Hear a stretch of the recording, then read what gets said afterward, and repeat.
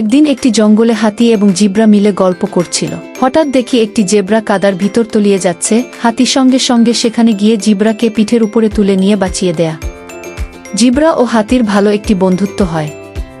হঠাৎ একটি বাঘ এসে জেব্রাদের উপরে আক্রমণ করা শুরু করে, তখন হাতি বাঘটাকে ভয় দেখিয়ে সেখান থেকে তাড়িয়ে দেয়া এবং জেব্রা অনেক খুশি হয়। পরে তারা মজা করে দিনকাল কাটাতে শুরু করে।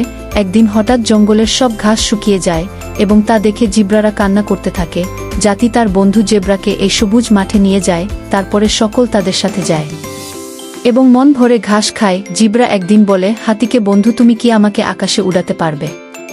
হাতি বলে কেন নয়। তারপরে হাতে জেব্রাকে তার শুঁড় ওপর বসিয়ে আকাশ দেখায়। তারপর জেব্রা হাতে খেয়ে দৌড়ানো শেখায়, হাতে জেব্রাকে গাছ ভাঙ্গা শেখায়।